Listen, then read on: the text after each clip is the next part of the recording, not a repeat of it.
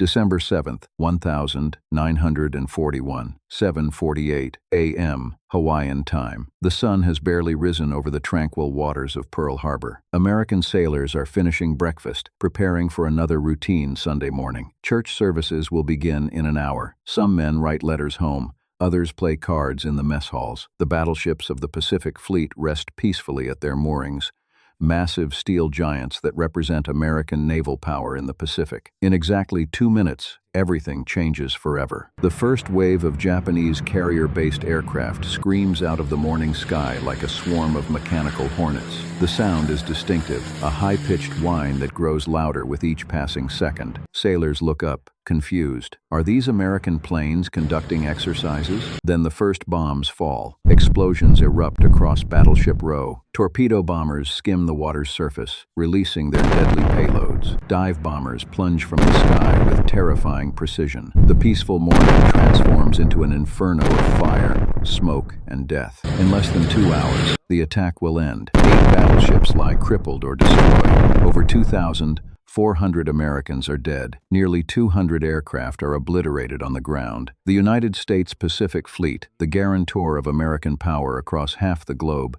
has been effectively neutralized in a single morning. But Pearl Harbor represents more than military catastrophe. It marks the introduction of a revolutionary form of warfare. For years, military strategists insisted that carrier-based aircraft could never compete with land-based planes. The conventional wisdom held that naval aviation was inherently inferior. Shorter range, smaller payloads, less firepower. Aircraft carriers were support vessels, nothing more. That conventional wisdom just died alongside 2,400 American sailors. Japan has demonstrated that carrier-based aircraft, properly deployed with surprise and coordination, can deliver devastating strategic blows. They've proved that naval air power can project force across thousands of miles of ocean and strike with precision that land-based bombers cannot match. The attack on Pearl Harbor doesn't just damage the American fleet, it fundamentally rewrites the rules of naval warfare for decades to come. And Japan has bought something more valuable than tactical victory. They've bought time to fortify their positions, time to seize the resources that will sustain their war machine, time to establish a defensive perimeter before America can rebuild and retaliate. The clock is ticking, and Japan intends to use every single second. What unfolds over the next 70 days will represent one of the most audacious military campaigns in human history. You're about to witness how an army with virtually no jungle warfare training conquered 500 miles of supposedly impenetrable terrain, using weapons so simple they seem absurd: bicycles. How 30,000 exhausted soldiers defeated 70,000 defenders through nothing more than speed, psychology, and relentless pressure. How a fortress deemed impregnable fell in barely 2 months, stunning the world and shattering assumptions about colonial power. This isn't just military history. This is a masterclass in asymmetric warfare, where perception becomes more powerful than reality, where momentum matters more than firepower, where the willingness to gamble everything on audacious tactics produces results that conventional military thinking considers impossible. You'll see how a single pamphlet became the training manual for jungle conquest, how the simple act of maintaining relentless pressure broke the morale of numerically superior forces, how commanders learned that in modern warfare, the old rules, the certainties that generals relied upon for generations, no longer apply. The Japanese attack on Pearl Harbor triggers an immediate and profound transformation across the United States. A nation that just 24 hours earlier was violently opposed to entering another foreign war suddenly commits to massive remilitarization. Isolationist sentiment evaporates overnight. Congress declares war with only one dissenting vote. American industry begins converting to wartime production at unprecedented scale. The sleeping giant has been awakened, but awakening and mobilizing are not the same thing. American industrial might is vast, but it takes time to convert automobile factories into tank plants, to train civilian workers in aircraft production, to build the Liberty ships that will carry supplies across the Pacific. Japan's military planners understand this brutal arithmetic. They have perhaps 6 months, maybe a year, if fortune favors them, before American production overwhelms their capacity to resist. This narrow window of opportunity defines Japanese strategy for the entire Pacific War. They must move fast. They must seize objectives before American forces can deploy. And most critically, They must secure the resources necessary to sustain their war machine for the long conflict ahead. The target is what military planners call the Southern Resource Area, a vast region stretching from Burma through Malaya, across the Dutch East Indies, and into the island chains of the South Pacific. This region contains everything Japan desperately needs: oil from the Dutch East Indies, the lifeblood that keeps aircraft flying, ships sailing, and tanks rolling. These aren't optional objectives or secondary targets. Without these resources, Japan's war effort collapses within months. Their domestic oil reserves are critically low. Their rubber stockpiles are inadequate. Their industrial base depends entirely on imported raw materials. The Southern Resource Area isn't just valuable, it's existential. Japanese strategic planning envisions establishing a defensive perimeter that will protect these resource zones. The perimeter will run from Burma through Malaya, threading through the Netherlands, East Indies to New Guinea, and radiating outward to the Central Pacific Islands, the Marianas, the Carolines, the Marshalls, the Gilberts. Once established, Japanese forces will dig in, fortify their positions, and stand on the defensive. The theory is elegant in its simplicity. American forces, attempting to recapture these positions, will face a grinding campaign of island assault after island assault. Each attack will cost thousands of American lives. Each victory will simply bring them to the next fortified position. Eventually, Japanese planners believe the American public will lose stomach for such casualties. Eventually, facing the prospect of years of bloody island warfare, America will negotiate a peace settlement that recognizes Japanese control over their conquered territories. It's a theory built on several critical assumptions. First, that Japanese forces can seize and fortify these positions before American reinforcements arrive. Second, that defensive positions can withstand American assaults long enough to inflict prohibitive casualties. Third, that American democracy, with its free press and elected government, will prove less willing to absorb casualties than Japan's militaristic regime. Time will prove these assumptions catastrophically wrong, but in December 1941, they seem reasonable, logical, perhaps even inevitable. On December 8, 1941, just hours after Pearl Harbor, Lieutenant General Tomoyuki Yamashita receives his orders. The Strike South campaign begins. His 25th Army will land on the shores of British Malaya, advance southward through the peninsula, and capture Singapore, the crown jewel of British colonial power in Southeast Asia. The operation has two primary objectives in the short term: secure the rubber and tin production of Malaya, and eliminate the British military presence that threatens Japanese access to the Dutch East Indies. Long-term, capturing Singapore will provide the southern anchor for Japan's defensive perimeter and demonstrate to populations throughout Asia that European colonial powers can be defeated. Yamashita commands an army with one glaring, potentially fatal vulnerability. They have virtually no experience with jungle warfare. Despite fighting in China since 1931, despite developing proficiency in cold weather operations during campaigns in Manchuria, the Japanese army has never conducted major operations in tropical environments. The dense jungles of Southeast Asia represent completely unfamiliar terrain with unique challenges: disease, navigation difficulties, limited visibility, oppressive heat, and humidity. Their training for conquering Malaya consists almost entirely of a pamphlet, a simple field guide explaining the hazards of tropical warfare and basic techniques for using jungle vegetation to tactical advantage. That's it. No extensive jungle warfare schools, no specialized training battalions, no months of preparation in similar terrain. Just a pamphlet distributed to soldiers weeks before they board transports for the invasion. By any reasonable military standard, this should doom the operation before it begins. Experienced military planners know that terrain matters enormously in warfare. Soldiers fighting in unfamiliar environments typically suffer heavy casualties while learning hard lessons about local conditions. The British and Commonwealth defenders, meanwhile, have been stationed in Malaya for years. They know the terrain. They understand jungle conditions. They should hold every advantage in this environment. What happens next will defy every reasonable expectation and rewrite the textbooks on jungle warfare. The Japanese have studied European military operations with obsessive attention over the past 2 years. They've analyzed Germany's blitzkrieg campaigns across Poland and France with particular interest. They understand the fundamental formula that made those operations successful. Speed creates momentum. Momentum creates psychological pressure.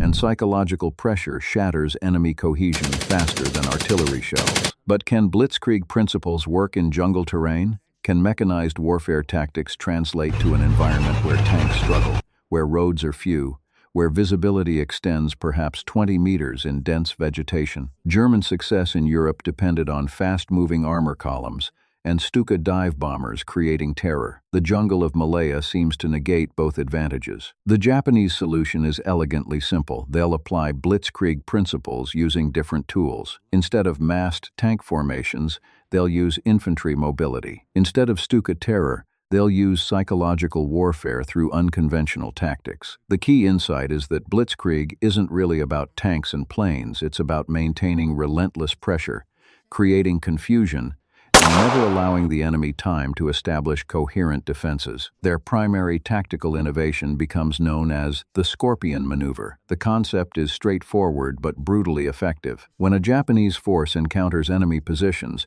it immediately divides into two components. The first element launches a frontal assault, engaging the enemy directly. This pins defenders in position they cannot retreat while under direct fire without suffering heavy casualties. Meanwhile, the second element rapidly advances through the jungle, using the dense vegetation as cover, moving to strike the enemy's flank or rear. What makes the Scorpion maneuver particularly effective is the psychological dimension. Defenders hear fighting to their front. Then suddenly, they hear gunfire from their flank. Then, from behind. The jungle's limited visibility means they cannot see the size of forces attacking them. Are they facing a platoon, a company, a battalion? The uncertainty compounds the fear, and fear, Japanese commanders understand, defeats armies faster than bullets. But the true masterstroke of the Malayan campaign, the innovation that will become legendary, is far more mundane than any tactical maneuver. The Japanese decide to use bicycles as their primary means of infantry transportation. On paper, this sounds absurd. Bicycles in military operations? Push bikes as the decisive weapon in modern warfare? Allied intelligence officers reading these reports initially dismiss them as mistakes or Japanese desperation, but the mathematics tell a different story. A soldier on foot in jungle terrain covers perhaps 15 miles per day maximum. The heat, humidity, and difficult terrain exhaust even the fittest troops. That soldier arrives at the day's objective tired, needing rest before engaging in combat. Recovery time matters enormously. Exhausted soldiers fight poorly. A soldier on a bicycle covers 40 miles per day through the same terrain while expending less energy.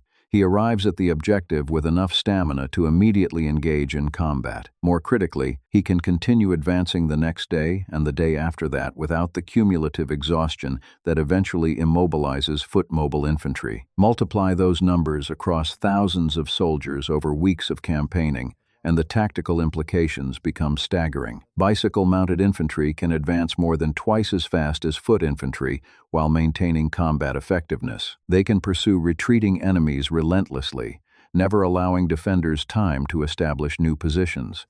They can cover lateral distances that make flanking maneuvers feasible where foot movement would be too slow. But bicycles deliver something even more valuable than speed. They deliver psychological warfare. The sound of hundreds of bicycle wheels on jungle paths creates a distinctive auditory signature. On December 8, 1941, the Japanese 25th Army lands on Malaya's northeast coast near Kota Baru. The invasion begins with a night amphibious assault against prepared British positions, one of the most difficult military operations possible. Amphibious landings in daylight against undefended beaches are dangerous enough. Night landings against fortified positions defended by determined troops should result in catastrophic casualties for the attackers. The landings are indeed costly. Japanese soldiers wade ashore under heavy machine gun fire. Landing craft are destroyed. Officers fall before reaching the beach. For several hours, the outcome remains uncertain. British defenders inflict significant casualties on the initial assault waves. But then Japanese air superiority makes the critical difference. Waves of bombers pummel British positions. The RAF, outnumbered and outfought, loses aircraft faster than they can be replaced. By December 10th, just 2 days after the invasion, Japanese aircraft sink the British battleship Prince of Wales and battlecruiser Repulse off the Malayan coast. The destruction of these capital ships sends shockwaves through British command. If the Royal Navy's most modern battleships can be destroyed by aircraft, nothing is safe. More immediately, Losing these ships means British forces in Malaya have no naval support whatsoever. Japanese forces can land wherever they choose, supply lines are secure, and perhaps most critically for morale, British defenders know they're completely isolated, no reinforcements are coming, no naval guns will support defensive positions, no evacuation is possible if things go wrong. Within 4 days of landing, just 96 hours, the Japanese 5th Division advances nearly 100 miles inland, through terrain British planners considered virtually impassable. 100 miles through dense jungle, where roads are minimal and maps are often inaccurate. 100 miles through an environment where defenders should hold every advantage, knowledge of terrain, prepared positions. How is this possible? The answer lies in the bicycle blitzkrieg, combined with the Scorpion maneuver, and one additional factor that British commanders catastrophically underestimate Japanese soldiers' ability to live off minimal supplies while maintaining combat effectiveness. British and Commonwealth soldiers are accustomed to regular meals, established supply lines, and fixed logistics systems. When those systems break down, their combat effectiveness degrades rapidly. Japanese soldiers, trained in the harsh conditions of Manchurian campaigns and indoctrinated with ideologies emphasizing self-sacrifice, operate effectively on far fewer supplies. They carry rice balls that provide basic nutrition. They filter water from streams. They continue advancing even when Western armies would stop to resupply. This creates a fundamental asymmetry. British forces must maintain supply lines, or their combat effectiveness collapses. Japanese forces can continue operating even when supply lines stretch thin. The result is that as the campaign develops, Japanese forces move faster than British logistics can support defensive positions. On December 12th, just 4 days into the campaign, Japanese forces capture the RAF airfield at Alor Star. The loss is catastrophic for British air operations. Without this forward airfield, remaining RAF aircraft must operate from bases further south, reducing their time over the battlefield and limiting Japanese aircraft now control the skies over northern Malaya. British commanders attempt to slow the Japanese advance through engineering, destroying bridges, cratering roads, felling trees across jungle paths. Over the coming weeks, Commonwealth engineers will destroy more than 250 bridges in their retreat southward. Each demolished bridge should force Japanese forces to halt, construct replacement crossings, and delay their advance by hours or days. It doesn't work. Japanese infantry simply wade across rivers carrying their bicycles above their heads. The bicycles are light enough that soldiers can ford streams while keeping their weapons and equipment dry. When rivers are too deep or too swift for wading, Japanese engineers construct improvised log bridges with remarkable speed. In some documented cases, engineers stand waist-deep in cold water, holding bridge timbers in place while infantry crosses, then disassemble the bridge before defenders can counterattack to destroy it. The relentless advance continues. Destroy a bridge, Japanese forces cross within hours. Crater a road, they detour through jungle. Fell trees across paths, they clear them or find alternate routes. Every defensive measure that should slow them down barely delays them at all. British commanders begin receiving reports that defy belief. Japanese forces are advancing 25 miles per day through jungle. They're appearing behind defensive positions that should be secure. They're attacking from multiple directions simultaneously. How can this be happening? The answer: the bicycle blitzkrieg is working exactly as Japanese planners intended. Speed creates momentum. Momentum creates psychological pressure. And psychological pressure is causing British commanders to make increasingly poor decisions. The pattern repeats across northern Malaya. British and Commonwealth forces establish blocking positions on roads, confident that jungle terrain protects their flanks from maneuver. Japanese forces detect these positions, fix them with frontal pressure, then dispatch bicycle-mounted infantry through the jungle to emerge behind the defenders. The moment British commanders realize they're being outflanked, they order retreat. No unit wants to be trapped and surrounded. Better to withdraw to the next defensive position than risk annihilation. But each retreat damages morale. Each withdrawal creates the perception that Japanese forces are unstoppable, and each new defensive position is established with less preparation time, fewer supplies, and more demoralized troops. What British forces don't realize is that Japanese commanders are just as surprised by their success as the defenders are shocked by their defeats. Yamashita's planning assumed stiff resistance, protracted battles for key positions, and the possibility of stalemate in northern Malaya. Instead, His forces are advancing faster than their own supply lines can support. The victory is coming too easily, which makes Japanese commanders suspicious. Is this a trap? Are the British withdrawing to lure Japanese forces into a killing zone? But the advance continues because maintaining momentum is essential to blitzkrieg operations. You don't slow down when the enemy retreats.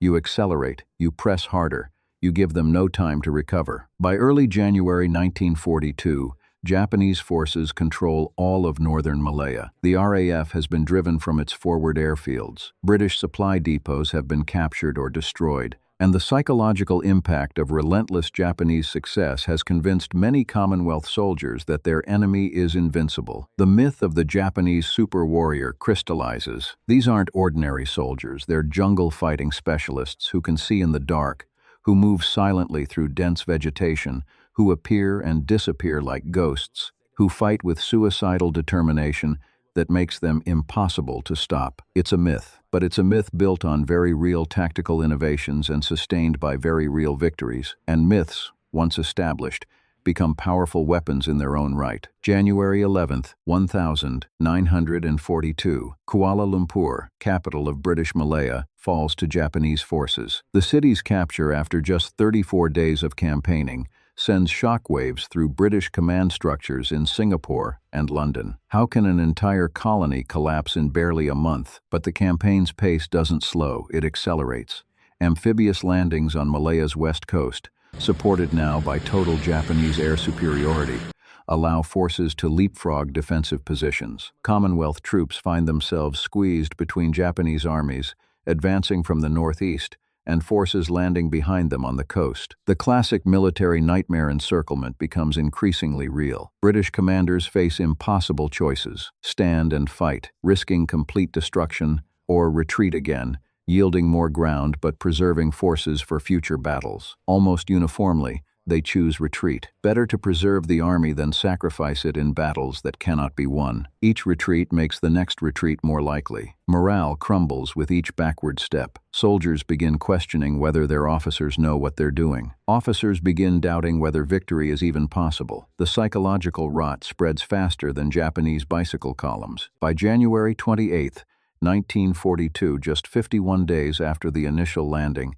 the Japanese 25th Army reaches the southern tip of the Malay Peninsula. They've conquered over 500 miles of terrain through supposedly impenetrable jungle. They've defeated numerically superior British and Commonwealth forces in every significant engagement, and they've accomplished all this while suffering relatively light casualties. The speed and completeness of the victory stuns military analysts worldwide. How did this happen? Japanese forces weren't significantly better equipped than Commonwealth troops. Their numbers weren't overwhelming. Their soldiers weren't superhuman, yet they won decisively and rapidly. The answer lies in tactics, psychology, and leadership. Japanese commanders understood that modern warfare rewards speed and aggression. They weaponized the terrain that British planners thought would protect them. They used simple tools, bicycles, in innovative ways that created disproportionate advantages. And critically, they maintained relentless offensive pressure that never allowed defenders time to recover. Now, on January 28th, as Japanese forces mass on the shore of the Johor Strait, they face their final objective, Singapore, the island fortress that British planners considered impregnable. The symbol of British power in Asia, the linchpin of imperial defenses throughout the region. Singapore's defenses were designed around one fundamental assumption: attack would come from the sea. Massive coastal artillery batteries point toward the ocean, ready to devastate any naval invasion force. Minefields protect sea approaches. Underwater obstacles guard potential landing beaches. But Japanese forces aren't coming from the sea, they're coming from land, from the direction British planners never seriously considered, and Singapore's vaunted defenses are pointed the wrong way. The Japanese forces camped on the Malayan shore, staring across the narrow Johor Strait at Singapore, represent a paradox. On paper, they should be exhausted, depleted, and vulnerable. They've advanced 500 miles in 51 days through hostile terrain. Their supply lines stretch back across the entire Malayan peninsula. Ammunition reserves are running low. Food supplies are dwindling. Medical facilities are overwhelmed with casualties and tropical disease victims. Yet somehow, these exhausted soldiers radiate confidence. They've defeated every British force that stood against them. They've proven that speed and aggression overcome numerical superiority. They've shattered the myth of European military invincibility. Why should Singapore be different? Meanwhile, across the strait, General Arthur Percival commands a garrison of over 70,000 British, Australian, and Indian troops. On paper, his force holds overwhelming numerical superiority, more than 2-to-1 advantage. Singapore is a fortress with extensive fortifications, ammunition stockpiles, and supply depots. British intelligence estimates Japanese forces at 60,000 to 100,000 men, similar to or greater than Percival's own strength. This estimate is catastrophically wrong. Japanese forces number just 30,000 men capable of combat operations. But Percival doesn't know this, cannot know this. The speed and success of Japanese operations throughout Malaya has convinced British intelligence that they face overwhelming numbers. How else can such rapid conquest be explained? This perception gap will determine everything that follows. As British forces prepare for the inevitable assault, Japanese commanders, enjoying complete air superiority after eliminating the RAF, order their aircraft to bomb Singapore mercilessly. Day after day, Japanese bombers strike civilian areas, warehouses, dock facilities, military installations. The civilian population, swelled by refugees fleeing from Malaya, suffers mounting casualties. The bombing serves multiple purposes. It damages British military infrastructure, it terrorizes the civilian population, and most critically, it reinforces the perception that Japanese forces are overwhelming and unstoppable. If they can bomb Singapore with impunity, surely their ground forces must be equally powerful. But Singapore's greatest vulnerability isn't visible from the air. It's strategic and psychological. The island was designed to be defended from the sea, not from land. Those massive coastal guns, 5-inch naval rifles capable of destroying battleships, point toward the ocean. They cannot be rotated to fire inland. Minefields protect sea approaches, but northern beaches facing Malaya remain relatively undefended. The fortress has been constructed with one scenario in mind, and the Japanese are attacking from an entirely different direction. Worse, British grand strategy for Singapore depended on a critical assumption. A powerful Royal Navy fleet would be stationed at the naval base, deterring any Japanese aggression. That fleet's mere presence was supposed to make attacking Singapore suicidal for any potential enemy. But the fleet is fighting Germans in Europe. The modest flotilla sent to Singapore, the battleship Prince of Wales and battlecruiser Repulse, was sunk by Japanese aircraft on December 10th. On February 8, 1942, under cover of darkness, the Japanese make their move. The assault begins at dusk, chosen deliberately to give Japanese forces the cover of night during their most vulnerable moment, crossing the open water of the Johor Strait. The initial barrage is intense. Japanese artillery, positioned along the Malayan shore, opens fire on suspected British positions. For 15 minutes, shells rain down on Singapore's northern coast. Then silence. The artillery lifts, and in that sudden quiet, the first Japanese landing craft push off from the Malayan shore. The crossing takes less than 10 minutes. The strait is barely a mile wide at the assault point. British searchlights sweep the water, seeking targets. Machine gun positions open fire on sounds and shadows. Artillery batteries fire pre-planned defensive concentrations. But the darkness, smoke from Japanese artillery, and confusion about where exactly the assault is landing all combine to reduce defensive effectiveness. Japanese forces land on Singapore's northwest coast, where Australian units hold a 30-mile front with approximately 3,000 men. The mathematics are brutal. That's roughly 100 meters of coastline per soldier.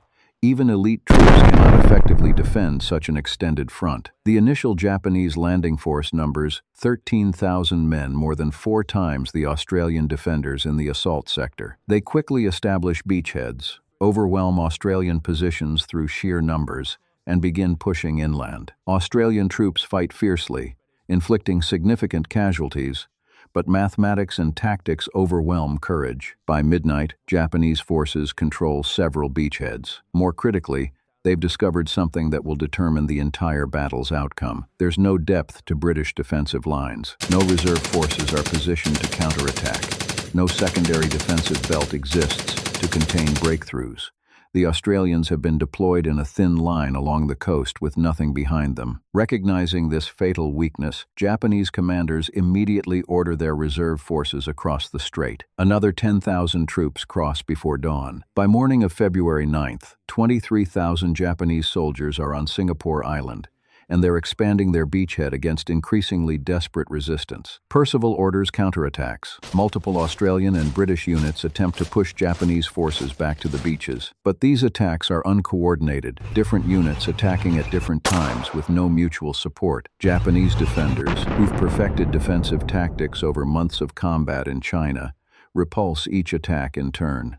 Commonwealth forces suffer heavy casualties while accomplishing virtually nothing. By February 10th, Percival makes a decision that will be debated by military historians for decades: withdraw toward the harbor in Singapore's southern sector. He's choosing to trade space for time, pulling back to shorten his defensive perimeter and hopefully establish more defensible positions closer to the city center. The withdrawal is conducted in reasonable order. This isn't a rout, but psychologically, it's devastating. Once again, British forces are retreating before Japanese attacks. Once again, ground is being yielded without extracting maximum cost from the enemy. And once again, the myth of Japanese invincibility is reinforced in the minds of both defenders and attackers. As Commonwealth forces withdraw, Japanese forces advance across open ground, virtually unopposed. They methodically consolidate their control over the northern half of Singapore Island. Supply dumps are captured. Defensive positions are occupied. The reservoir that supplies much of Singapore's fresh water falls under Japanese control. That last development is particularly critical. Singapore's water supply comes from reservoirs on the island itself. Losing control of these reservoirs means the city's water supply is compromised. With over 1 million people crowded into Singapore's civilian population, plus military garrison, plus refugees from Malaya, water consumption is enormous. How long can the city hold out without secure water supplies? By February 13th, Japanese forces control most of Singapore Island outside the city center itself. They've advanced methodically, never overextending, always maintaining pressure but not launching headlong assaults against prepared positions. Japanese tactics have evolved since the Malayan campaign. They're learning to be more cautious when facing defenders with nowhere left to retreat. Percival convenes a conference with his senior commanders on the evening of February 13th. The situation is grim. Water supplies will last perhaps 24 to 48 hours before rationing becomes critical. Food stocks are adequate for now, but will dwindle as refugees continue flooding into the city. Ammunition is running low for some units. Medical facilities are overwhelmed. Hospitals lack supplies to treat the mounting casualties. Two options exist: launch an immediate, all-out counterattack using every available man, attempting to drive Japanese forces back and recapture the reservoirs, or seek terms for surrender. The debate is intense, heated, and anguished. Some officers argue passionately for counterattack. With numerical superiority, they insist a determined assault might succeed. Japanese forces must be exhausted after weeks of continuous combat. Their supplies must be stretched thin. One decisive blow might break their offensive and restore the situation. Other officers point out the realities. The troops are demoralized after continuous retreat. Many units are at half strength or less. Coordination between different national contingents, British, Australian, Indian, has broken down. Casualties from any major assault would be catastrophic. And even if successful, how long could they hold recaptured positions without water? The arguments continue through the night. Outside, Japanese artillery methodically pounds the city. Inside the conference room, maps are examined, casualty estimates debated, supply calculations reviewed. Every officer in that room understands the magnitude of what's being decided. What none of them know, what they cannot know, is that across the lines, Japanese commanders are nearly as desperate. Yamashita's forces have executed their mission brilliantly, but they've reached the absolute limit of their capabilities. Ammunition is critically low. Artillery batteries are firing their remaining shells carefully, rationing rounds. Food supplies are nearly exhausted.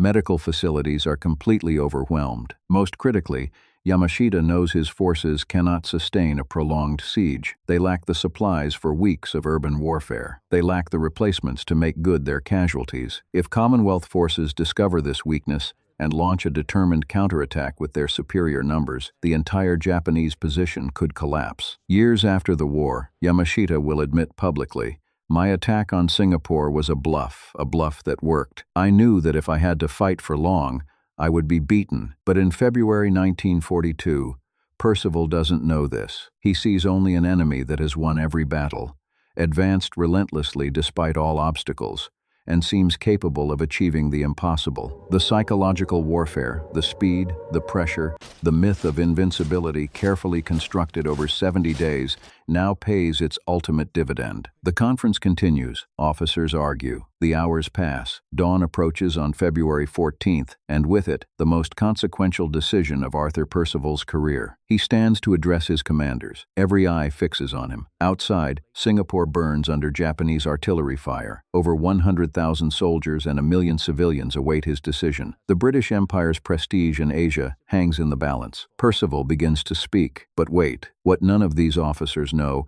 is that this same drama is playing out in Yamashita's headquarters across the lines. Japanese commanders are also debating, can they sustain the offensive? Do they have enough ammunition for one more assault? What happens if the British discover how vulnerable Japanese forces truly are? Two sides, both believing the other holds overwhelming advantages, both on the edge of collapse. The outcome will be determined not by firepower or numbers, but by which commander blinks first. This is the moment where psychology trumps materiel, where perception becomes more powerful than reality, where 70 days of carefully constructed mythology determines the fate of empires. The tension is unbearable. The outcome hangs by a thread, and on that thread balances the future of Asia itself. February 14th, 1942, a smoke-filled conference room in Singapore. General Percival stands before his exhausted commanders, about to speak words that will reverberate through history. Behind him, 70 days of continuous retreat across Malaya. Before him, the choice between a desperate counterattack with demoralized troops or the unthinkable surrender of Britain's greatest Asian fortress. Across the strait, Yamashita waits with critically depleted ammunition and exhausted soldiers, his entire campaign balanced on a psychological bluff that Percival might call at any moment. Two commanders, both believing the other holds overwhelming advantages, both on the edge of collapse. The outcome will be determined by who blinks first. Percival's voice is barely above a whisper when he finally speaks. "Gentlemen, we will seek terms for surrender." The room explodes, not with bombs or artillery, but with something far more devastating, the death of hope. Officers leap to their feet. Some shout in furious protest. Others simply stare in stunned, silent disbelief. The fortress of Singapore, proclaimed impregnable by military planners, defended by 70,000 troops, protected by years of fortification and investment, is about to capitulate to an enemy force less than half its size. "Sir, this is madness." A brigadier's voice cracks with emotion. "We still outnumber them more than 2 to 1. The men will fight if we give them leadership." Percival raises his hand, calling for silence. When he speaks again, his voice carries the weight of a man who has watched his entire world collapse over 2 months of continuous defeat. "Our water supplies will fail completely within 24 hours. Many units report ammunition for perhaps 2 more days of sustained combat, some have less. The civilian population exceeds 1 million,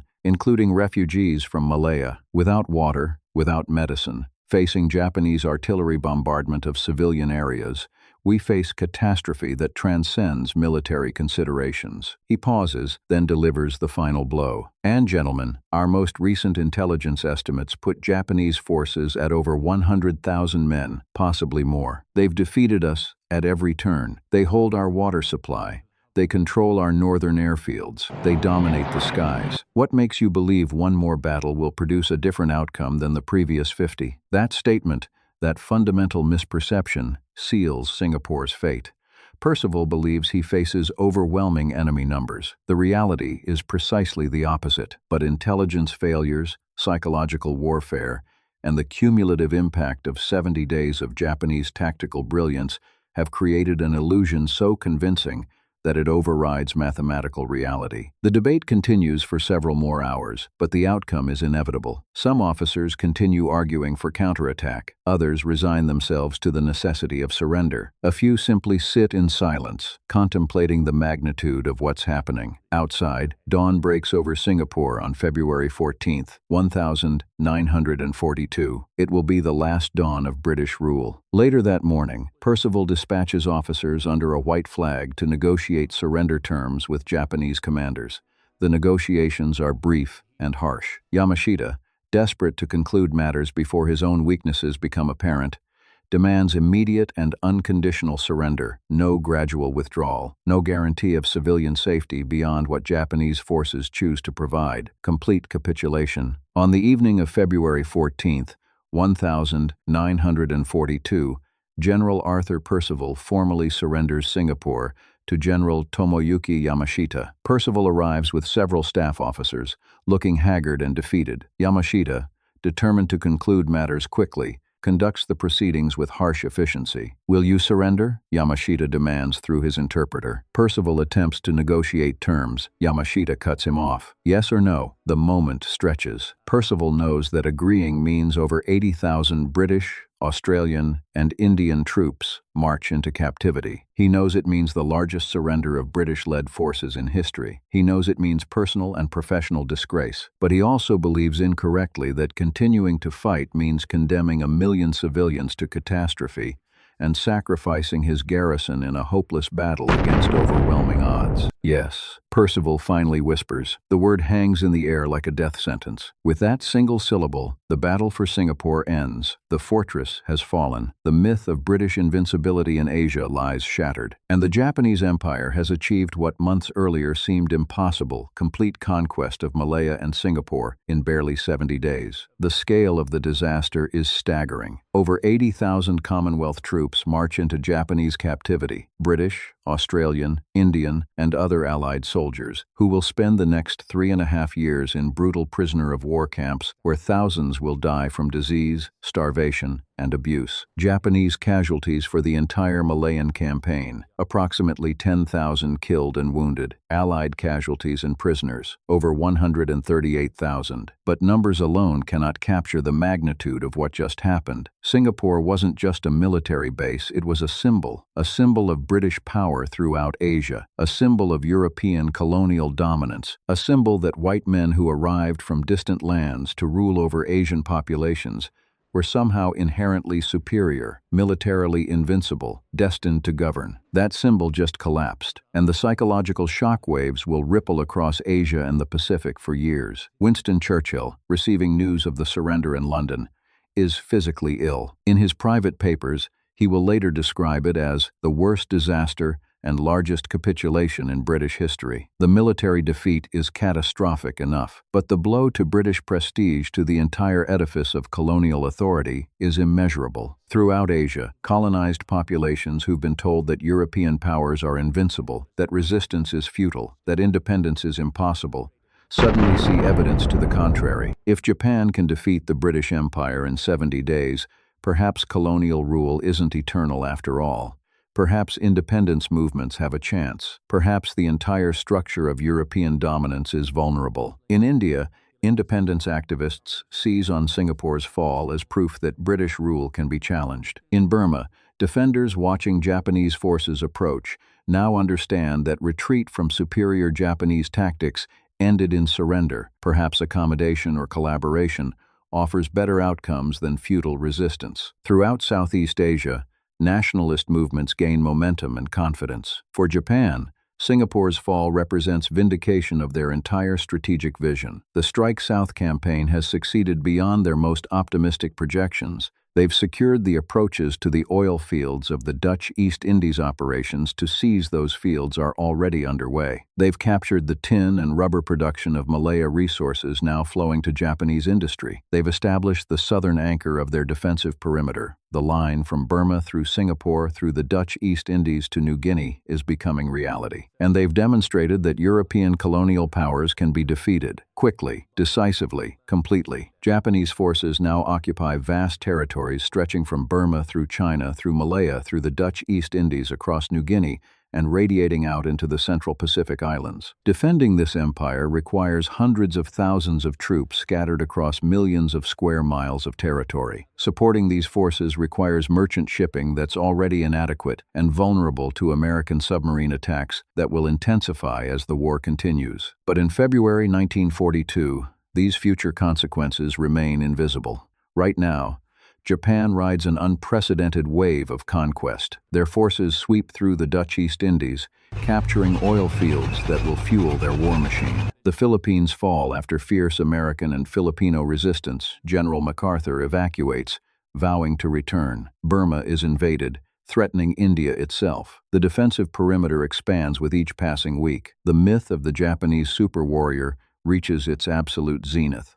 Allied soldiers throughout Asia and the Pacific face an enemy that seems capable of achieving the impossible, an enemy that fights with determination bordering on fanaticism, an enemy that adapts to any terrain, jungle, island, mountain with equal skill, an enemy that wins battles they should lose through speed, aggression, and tactical innovation. It's a myth built on real achievements. Japanese soldiers have conquered Malaya using bicycles and pamphlets. They've demonstrated mastery of amphibious operations, jungle warfare, and combined arms tactics. They've defeated European colonial armies that outnumbered them through superior leadership and tactical flexibility. June 4th, 1942, 4 months after Singapore's fall. The Central Pacific, near a tiny atoll called Midway Island. The Japanese Empire has reached its maximum territorial extent. Now comes the moment that will determine whether Japan can hold what it's conquered. Admiral Isoroku Yamamoto, architect of the Pearl Harbor attack, has conceived an operation to finish what Pearl Harbor started, the destruction of America's Pacific Fleet carrier force. His plan is to attack Midway Island, forcing American carriers to respond, then destroy them in decisive battle.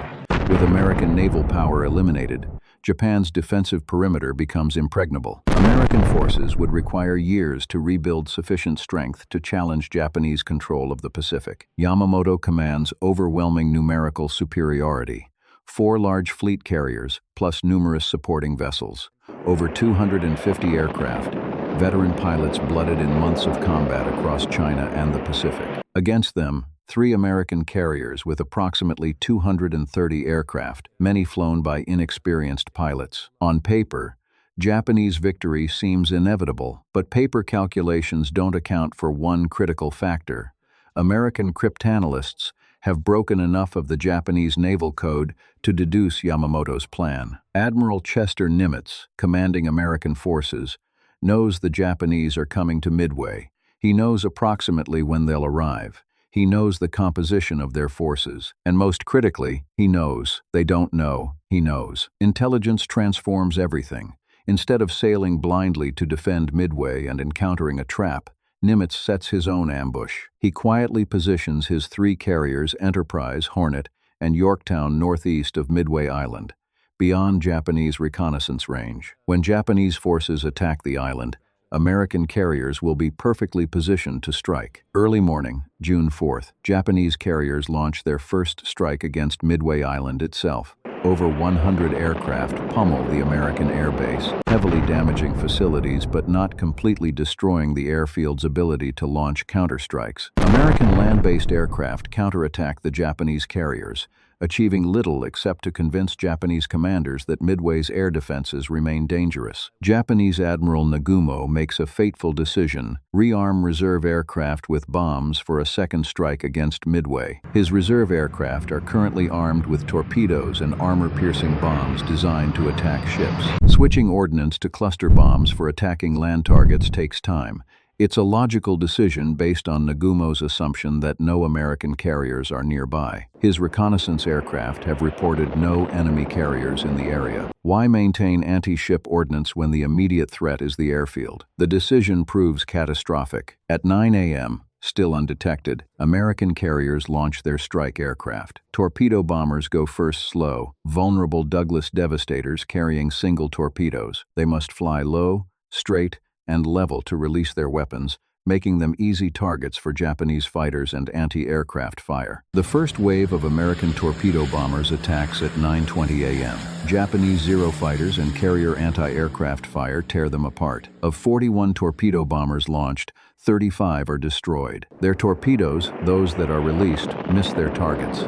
The attack achieves absolutely nothing except alerting Japanese forces to American presence. At 10:22 a.m., Lieutenant Commander Wade McCluskey, leading 36 Douglas Dauntless dive bombers from Enterprise, spots the Japanese carrier force. He's been searching for over an hour, fuel running dangerously low, when he notices a Japanese destroyer heading northeast at high speed. Following that course, he finds what he's looking for. 3 Japanese carriers, Kaga, Akagi, and Soryu, steam in formation, their decks cluttered with armed aircraft being prepared for takeoff. Bombs, torpedoes, and fuel lines crisscross the decks. It's the most vulnerable moment imaginable for an aircraft carrier. Armed and fueled aircraft on deck, no fighter cover above, crews exhausted from hours of combat operations. McCluskey doesn't hesitate. He orders his dive bombers to attack. American Dauntless dive bombers push over into their attack runs, plunging nearly vertically toward their targets. Japanese anti-aircraft fire fills the sky, but the dive bombers are too fast, their angle too steep. Some pilots release their 1,000-pound bombs from as low as 1,500 feet suicidally close,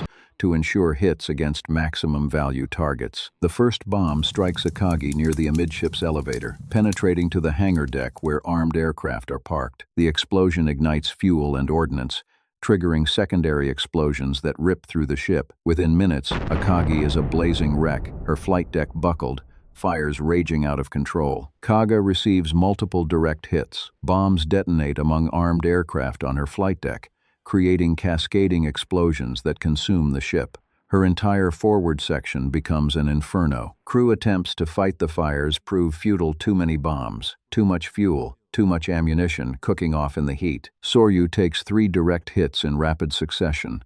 The bombs penetrate her flight deck and detonate in the hangar where fueled and armed aircraft await launching. The resulting explosions essentially gut the ship. She's dead in the water, listing heavily, fires consuming her from the inside out. 3 fleet carriers, the core of Japanese naval aviation, destroyed in 6 minutes. The mathematical reversal is stunning. Minutes earlier, Japan held overwhelming naval superiority. Now, in the time it takes to brew coffee, that superiority has evaporated. But Japan still has one operational carrier, Hiryu. Her aircraft launch counterstrikes against the American carriers, damaging Yorktown severely enough that she'll eventually sink. But without her sister carriers, without fighter cover, without the concentration of force that made Japanese naval aviation so deadly, Hiryu cannot survive. American aircraft from Enterprise and Hornet find Hiryu that afternoon. The pattern repeats. Dive bombers push over. Bombs fall. Explosions consume the ship. By evening, all 4 Japanese fleet carriers that attacked Pearl Harbor 6 months earlier are sinking or sunk. The Battle of Midway ends on June 7th after American forces mop up remaining Japanese ships. The strategic impact is immediate and permanent. Japan has lost 4 fleet carriers with all their aircraft. More critically, they've lost hundreds of veteran pilots and aircrew, irreplaceable expertise that took years to develop. Japanese naval aviation will never fully recover. More fundamentally, Midway marks the first decisive Japanese defeat of the war. For 6 months, Japanese forces seemed invincible, conquering everything they attacked, defeating numerically superior enemies, achieving objectives with clockwork precision. The myth of the Japanese super warrior appeared confirmed with each victory. That myth just died in the waters off Midway. Japanese forces can be defeated. Japanese planning can fail. Japanese tactical brilliance can be overcome by superior intelligence and determination. The psychological impact ripples through both sides. Allied forces gain confidence. Japanese forces begin to doubt. The war in the Pacific has reached its turning point. Japan's offensive capability is broken. From this moment forward, they'll fight primarily defensive battles, attempting to hold what they've conquered, while American industrial might slowly overwhelms them. The question is no longer whether Japan can win, but how long they can survive. July 1942. The jungles of Papua New Guinea.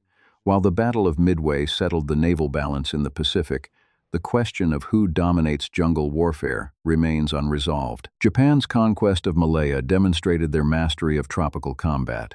Can Allied forces learn to fight effectively in similar terrain, or does Japanese tactical superiority in jungles remain absolute? After the fall of Singapore, Japan continues its southward expansion. Their next objective, Port Moresby, on the southern coast of Papua New Guinea. Capturing Port Moresby will cement their defensive perimeter and provide a base for harassing northern Australian cities, potentially cutting the link between Australia and the United States. Initially, Japanese planners intended to capture Port Moresby via amphibious assault, but their defeat at the Battle of the Coral Sea in May and catastrophic losses at Midway in June mean Japanese naval forces lack the strength for major amphibious operations. Alternative plan: land forces on Papua's northeast coast cross the Owen Stanley Mountains via the Kokoda Track and attack Port Moresby from inland. On paper, this seems feasible. The Kokoda Track is only about 60 miles long. How difficult can crossing 60 miles of jungle be for soldiers who conquered 500 miles of Malaya in 70 days? The answer: extraordinarily difficult. The Owen Stanley Range rises to 13,000 feet, genuine mountains, not jungle-covered hills. The Kokoda Track isn't a road or even a proper path in many places. It's a native foot trail, often so steep that soldiers must pull themselves up using tree roots and vines. And unlike Malaya, where Japanese forces maintained momentum through speed, the Kokoda Track forces both sides into grinding attrition warfare. Neither side can advance quickly. Neither side can maneuver around enemy positions. The jungle is too dense, the terrain too steep. Battles become brutal slugging matches at point-blank range. Japanese forces land at Buna and Gona on Papua's northeast coast in July. They quickly advance south, capturing Kokoda village by July 29th. But then they encounter Australian forces, initially poorly trained militia, later reinforced by veteran troops from the Australian Imperial Force, who fought in North Africa. The campaign becomes a nightmare for both sides. Japanese soldiers, accustomed to rapid victories, find themselves bogged down in static warfare against enemies who won't retreat indefinitely. Supply lines stretching back to Buna become increasingly tenuous as casualties and disease deplete porter forces. Rations dwindle, ammunition runs short, medical supplies vanish. Australian forces face similar hardships. Supplies must be carried over the mountains by native porters, Papuan carriers, who perform incredibly difficult work under terrible conditions. Weather, distance, and track conditions make resupply irregular at best. Units sometimes operate on half rations or less. Wounded soldiers must be carried back over the mountains, requiring multiple porters per casualty. The evacuation process can take days, during which many wounded die from their injuries or infection. By late August, Japanese forces reach the village of Isurava, where heavily outnumbered Australian forces make a stand. The battle rages for 3 days, close-quarters combat in dense jungle where grenades and bayonets matter more than accurate marksmanship. Japanese forces, leveraging their numerical advantage, work through the jungle to attack Australian flanks. The Australians, defending a position with limited fields of fire, suffer heavy casualties. Eventually, Australian defenses crack. They retreat southward along the Kokoda Track, fighting delaying actions at every defensible position. By early September, Japanese forces stand just 40 kilometers from Port Moresby, close enough that they can hear artillery fire from the base. Then, something unexpected happens. Japanese forces halt, then begin withdrawing. What the Australians don't know is that Japanese command has recognized the campaign is failing. Casualties from combat and disease have devastated their forces. Supply lines cannot support further advance. The withdrawal begins in late September. Now it's the Australians' turn to advance, pursuing retreating Japanese forces back across the Owen Stanley Range. But pursuing is almost as difficult as retreating. The track is littered with abandoned equipment, destroyed supplies, and bodies from both sides. Disease continues taking its toll.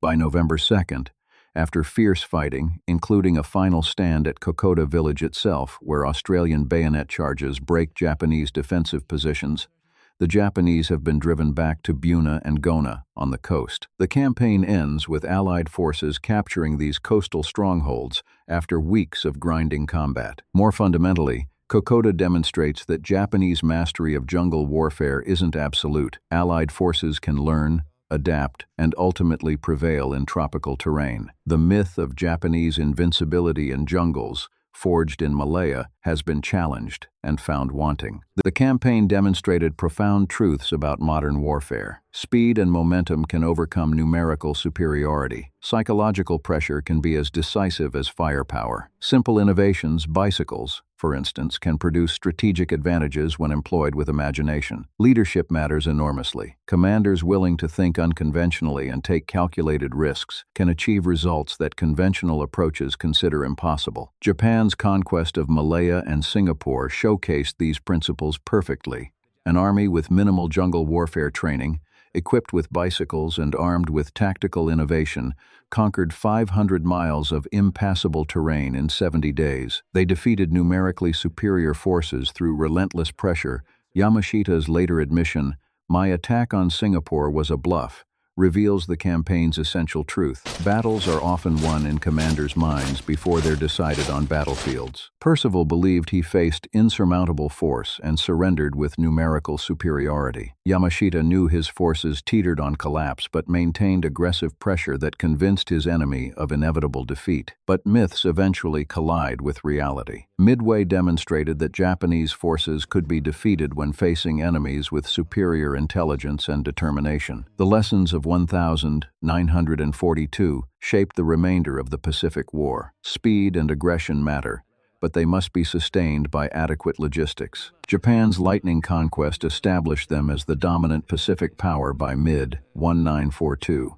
But the very success of their campaign, resources stretched beyond sustainability, and facing them, an enemy with industrial capacity that would eventually overwhelm Japanese production by factors of 10 or more. The bicycle blitzkrieg, the fall of Singapore, the myth of the super warrior, all represented real Japanese achievements built on tactical innovation and aggressive leadership. But Japan had won the opening rounds decisively, but the fight was just beginning. The Japanese campaign across Asia represents one of the most dramatic military conquests in modern history, a 70-day lightning strike that reshaped global power dynamics and demonstrated how tactical innovation can overcome conventional military superiority. But this story is far from complete. How did Allied forces ultimately reverse these stunning defeats? What tactical and strategic innovations emerged from studying Japanese methods? How did the myth of invincibility finally shatter completely? And what role did industrial production, code breaking, and strategic patience play in eventually overwhelming Japan's tactical brilliance?